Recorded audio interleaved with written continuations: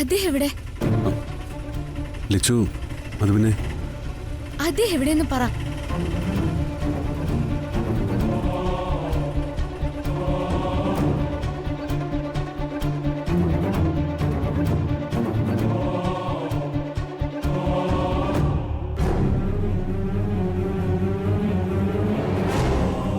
ലച്ചു, നീ ഇവിടെ എങ്ങനെ എത്തിയേ? ഞാൻ റോഡിൽ വെച്ച് നിങ്ങളെ കണ്ടിരുന്നു. പിന്നാലെ ഓട്ടോ വിളിച്ചു വന്നതാ. എന്താ എന്തീ കാണിച്ചേ? അവിടെ വീട്ടിലെല്ലാവരും എത്രമാത്രം വിഷമിക്കുന്നറിയോ? ഡോക്ടറും രാജുവേട്ടനെല്ലാം എവിടെയെല്ലാം തെരഞ്ഞെന്നറിയോ? എന്തായാലും നന്നായി. സ്നേഹിക്കുന്നവരോട് ഇങ്ങനെ തന്നെ വേണം. എന്തിനു വേണ്ടിയാ ആ പാവൻ ചേച്ചി ഇങ്ങനെ വിഷമിപ്പിക്കുന്നേ? ചേച്ചിക്ക് മാത്രമല്ല, എല്ലാവർക്കും വിഷമായില്ലേ? എല്ലാവരും അതിന് മാത്രം എന്ത് തെറ്റാ ചെയ്തേ? എന്തായാലും ഇത് ഒട്ടും ശരിയായില്ല. മനുഷ്യരെ വെറുതെ തീ തീറ്റിക്കാൻ വേണ്ടി. ലച്ചു, സഞ്ജുവിനോട് നീ ഒന്നും ഇനി പറയാൻ നിൽക്കണ്ട. നടന്ന എന്താണെന്ന് ഞാൻ പറയാം. വാ.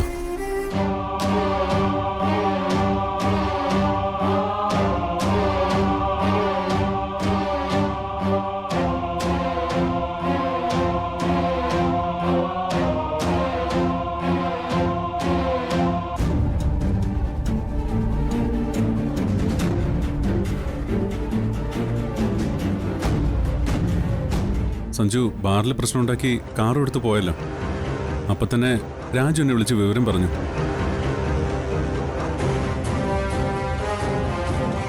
ഭാഗ്യത്തിന് അന്നൊരു ബിസിനസ് ആവശ്യത്തിന് ഞാൻ സിറ്റി തന്നെ ഉണ്ടായിരുന്നു. ഞാൻ ഉടൻ തന്നെ സഞ്ജുവിനെ വിളിച്ചു.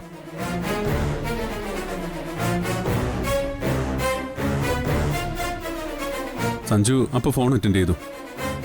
ഞാനിനിയില്ല, കടലിൽ ചാടി ജീവിതം അവസാനിപ്പിക്കാൻ പോവാണെന്നും പറഞ്ഞ് സഞ്ജു ഫോൺ കട്ട് ചെയ്തു.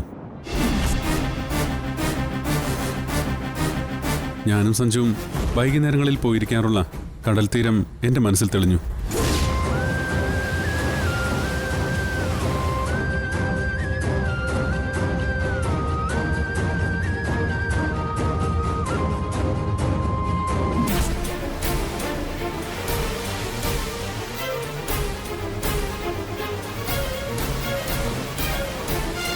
സഞ്ജു,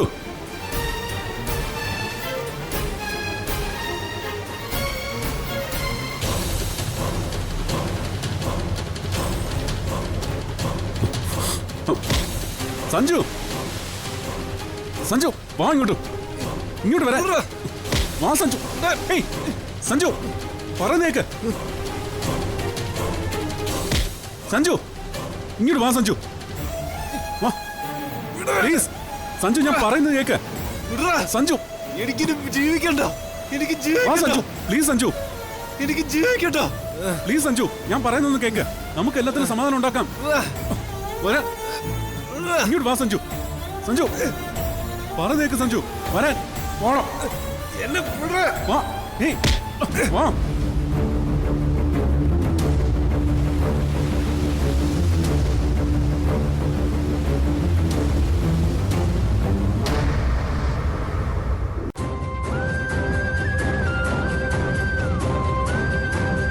ഒരിക്കലും താൻ ജീവിച്ചിരിക്കുന്നെന്ന് വീട്ടിൽ അറിയരുതെന്ന് സഞ്ജു വാശി പിടിച്ചു. എനിക്ക് അതിന് വഴങ്ങേണ്ടി വന്നു. പിന്നീട് കമ്പനി റീസ്റ്റാർട്ട് ചെയ്യാനുള്ള ചില വഴികൾ ഞങ്ങൾ രണ്ടാളും പ്ലാൻ ചെയ്യായിരുന്നു.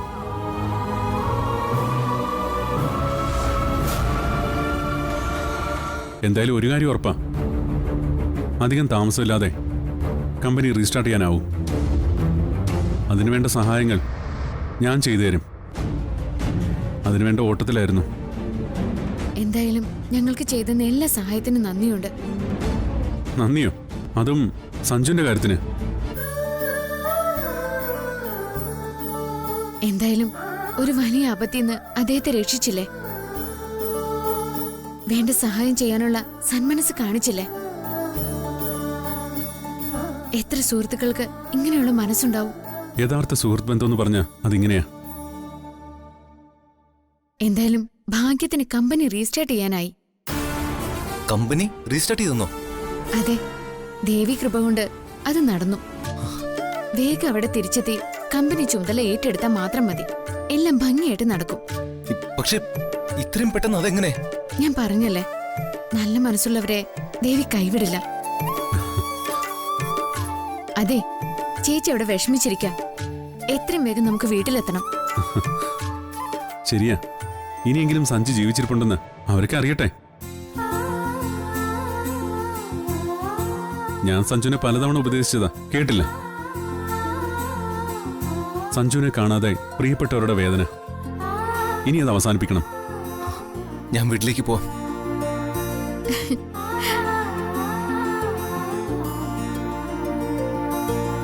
സഞ്ജു, നീ ധൈര്യമായിട്ട് മുന്നോട്ട് വയ്ക്കും. എന്താവശ്യമുണ്ടെങ്കിലും എന്നെ വിളിക്കാൻ മറക്കണ്ട. എന്തിനും ഏതിനും ഒപ്പം ഞാനുണ്ടാവും.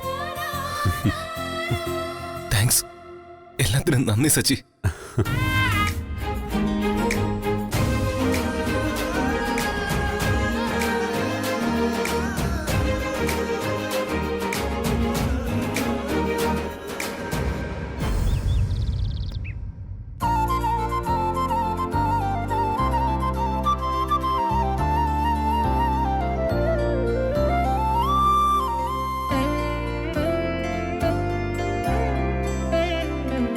മോനെ സഞ്ജു,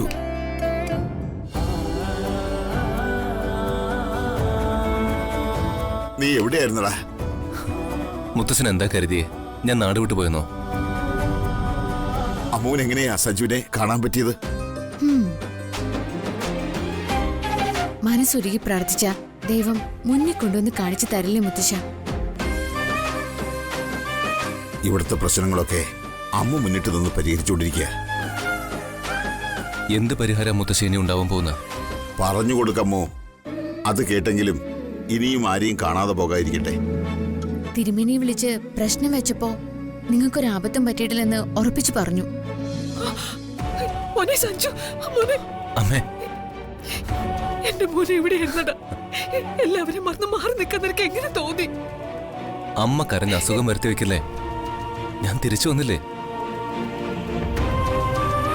അമ്മയുടെ കാര്യത്തിൽ ഇത്ര ഉത്കണ്ഠ ഉണ്ടായിട്ടാണോ നീ എന്നെ മറന്നു പോയത്?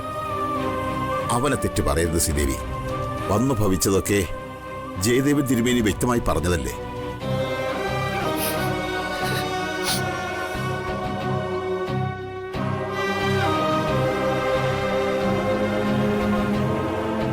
തിരുമേനി പറഞ്ഞതൊക്കെ സത്യമാണെന്ന് ഓഫീസിലെ പൂജ കഴിഞ്ഞപ്പോൾ മനസ്സിലായതല്ലേ.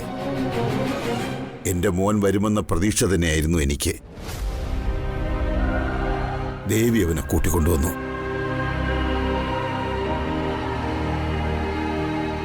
ആ ദേവി തന്നെയല്ലേ ഇപ്പോൾ നിന്റെ മുന്നിൽ നിൽക്കുന്നത്.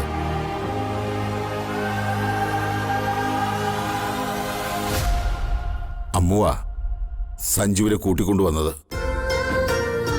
ഞാൻ പുറത്തു പോയപ്പോ മുത്തശ്ശന്റെ കൊച്ചുമോനും കൂട്ടുകാരനും കൂടി കാറിൽ പോകുന്നത് കണ്ടു. ഒരു ഓട്ടോയിൽ കയറി പിന്നാലെ ഞാനും പോയി. ഞാൻ സച്ചിയുടെ കൂടെ ആയിരുന്നു അമ്മേ.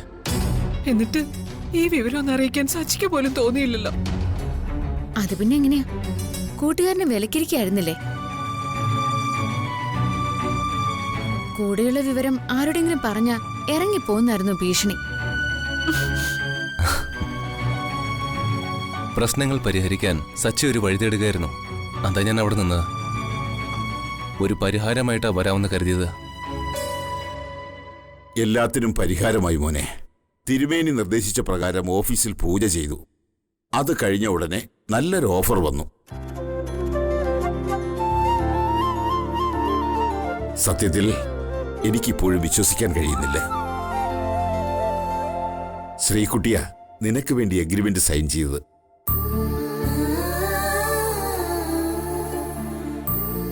നമ്മുടെ എല്ലാ ബാധ്യതകളും തീർത്ത് കമ്പനി പ്രവർത്തിക്കാനുള്ള ഫണ്ടും കയ്യിൽ വന്നു.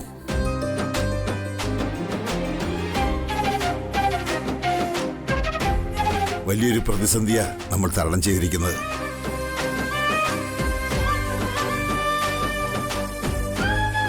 മോനെ, നീ ചെന്ന് ശ്രീകുട്ടിയെ കാണ്. അവള് റൂമിലുണ്ട്. നീ വന്നതൊന്നും അവൾ അറിഞ്ഞു കാണില്ല. ആ ചെല്ലു മോനെ. ചെല്ല്.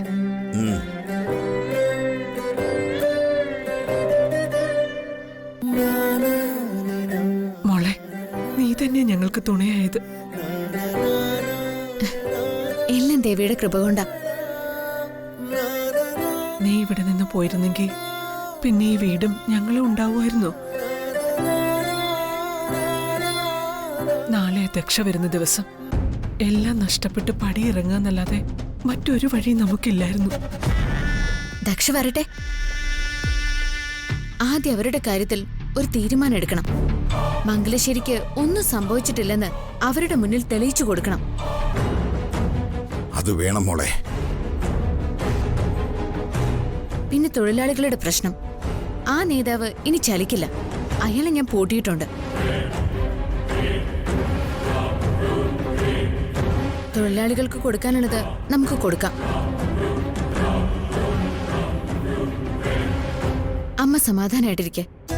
ഇനി മംഗലശ്ശേരിയിലേക്ക് വരാനുള്ളത് നല്ല കാലം.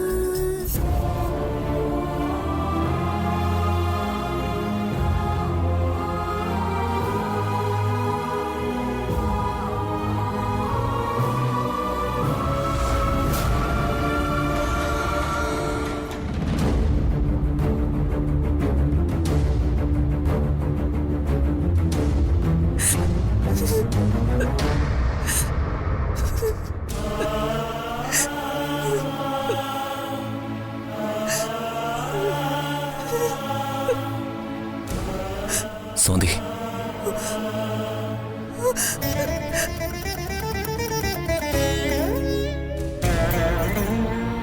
സഞ്ജു എവിടെയായിരുന്നു? സഞ്ജു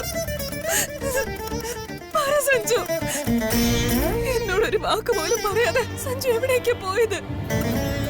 എല്ലാം ഞാൻ പറയാം. നീ ഒന്ന് റിലാക്സ് ആവും. സഞ്ജുവിനത് പറയാം. ഞാൻ അനുഭവിച്ച വേദന എനിക്ക് അറിയൂ. എന്നെ എന്റെ വയറ്റിൽ വളരുന്ന കുഞ്ഞിനെ മറന്ന് മാറി നിൽക്കാൻ സഞ്ജുവിന് എങ്ങനെ മനസ്സ് വന്നു? സഞ്ജു മാത്രമാണോ ഈ പ്രശ്നങ്ങളൊക്കെ അനുഭവിക്കുന്നത്? ഒളിച്ചോടി പോയാ എല്ലാം തീരുമെന്ന് കരുതിയോ? നീ എന്നോട് ക്ഷമിക്കു സ്വാതി. എല്ലാം കൈവിട്ടു പോകുന്നത് കണ്ടു നിൽക്കാനുള്ള മനസ്സെനിക്കില്ല. ജീവിതം അവസാനിപ്പിക്കാൻ എനിക്ക് തോന്നിപ്പോയി. എങ്കിൽ ഞാൻ ജീവിച്ചിരിക്കുന്നാണോ സഞ്ജു കരുതിയ? സഞ്ജുവിന്റെ ധാരണ ഞാൻ എന്റെ വീട്ടിലേക്ക് തിരിച്ചു പോകുന്നല്ലേ? ഒരിക്കലും ഞാൻ അതിന് തയ്യാറാവില്ല. സഞ്ജുവിനോട് ഞാനത് പറഞ്ഞതുവാ.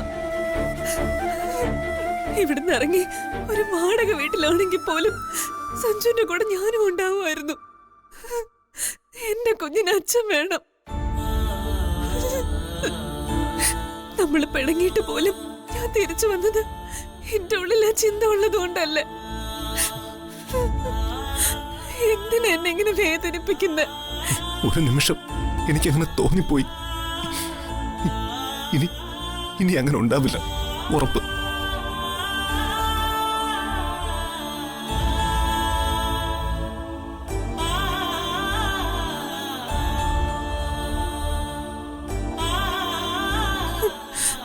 എവിടെയായിരുന്നു സഞ്ജു എന്ന് ഇപ്പോഴും എന്നോട് പറഞ്ഞില്ല. ബീച്ചിലേക്കാ സഞ്ജു പോയെന്ന് മാത്രം അറിയാം. രാജു വിളിച്ചു പറഞ്ഞ് സച്ചി എന്നെ തേടി അവിടെ വന്നു. സച്ചി എന്നെ കൂട്ടിക്കൊണ്ടു പോയത്. ഒന്നുമില്ലാത്തവനായി തിരിച്ചു വരാൻ എനിക്ക് തോന്നിയില്ല. ഇവിടെ വന്ന ആരെയൊക്കെ നേരിടണം? കുറെ സഹായങ്ങൾ ചെയ്തുതരാവുന്ന സച്ചിയുടെ ഉറപ്പില് ഞാൻ അവിടെ നിന്നു. അവൻ എന്നെ കൊണ്ട് പുറത്തിറങ്ങിയപ്പോഴാ അമ്മു എന്നെ കണ്ടത്. അവള് ഞങ്ങളുടെ കാറ് പിന്തുടർന്ന് കൂടെ വന്നു. അവിടെ എനിക്ക് തുണയായി. സഞ്ജുവിനെ അന്വേഷിച്ച് അവളെ ഇറങ്ങിയതാ. അവള് കണ്ടില്ലായിരുന്നെങ്കിൽ സഞ്ജു ഇപ്പോഴും തിരിച്ചു വരില്ലായിരുന്നു അല്ലേ?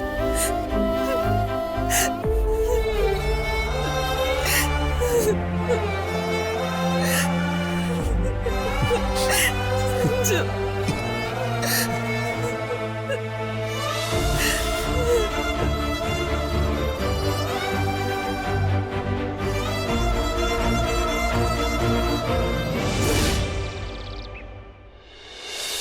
ലച്ചു, നിന്നോട് എങ്ങനെയാ നന്ദി പറയേണ്ടതെന്ന് എനിക്കറിയില്ല.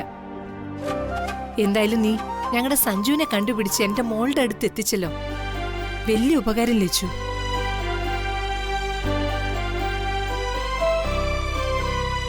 ആ ശരിയാ. ആ ഓക്കെ മോളെ. ആ അപ്പൊ ഞങ്ങൾ അങ്ങോട്ട് വരാം.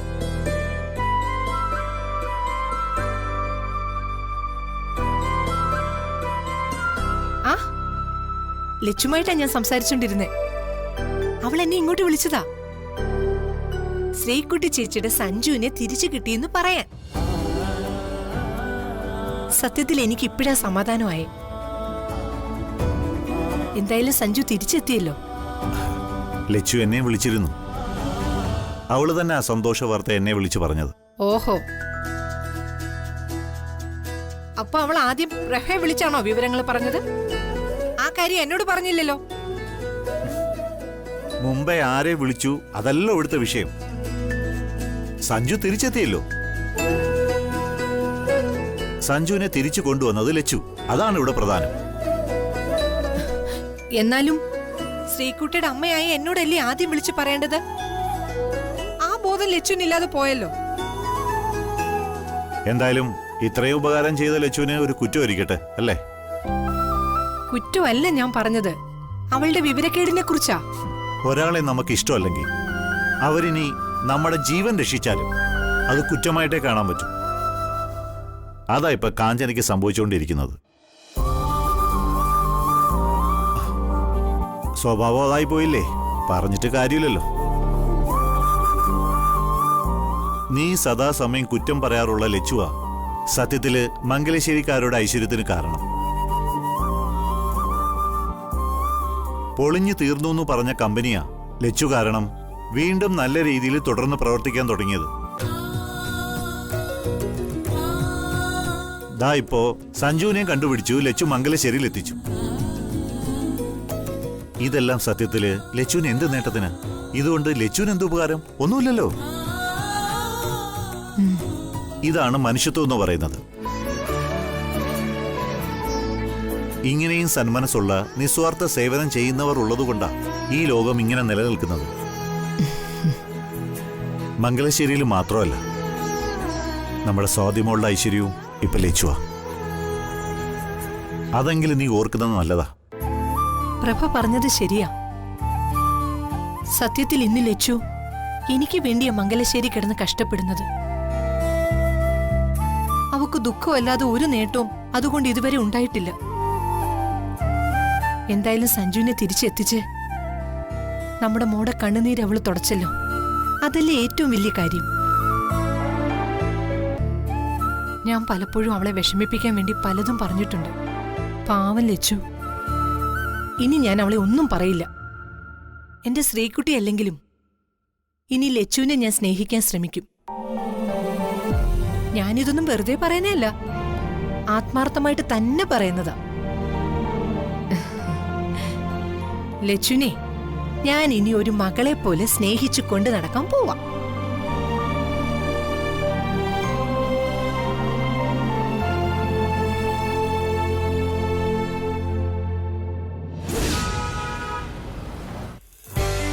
വാമോളെ,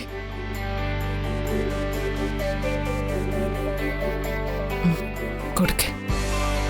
ഇന്നൊരു ലഡു മുത്തശ്ശന് കഴിക്കാം. അതിന് നീ എനിക്ക് സമ്മതം തന്നില്ലേലും ഞാൻ കഴിക്കും. ആ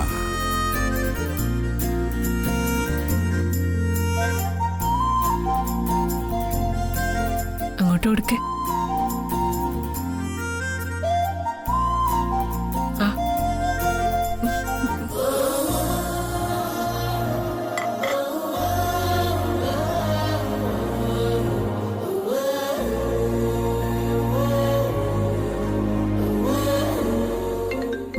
ഫോൺ. ബാങ്ക് മാനേജരാ. അയാൾക്ക് എന്താ പറയാനുള്ളതെന്ന് കേൾക്കട്ടെ. അതിന് നമുക്ക് മറുപടി പറയാൻ ഒരു സമയമുണ്ട്.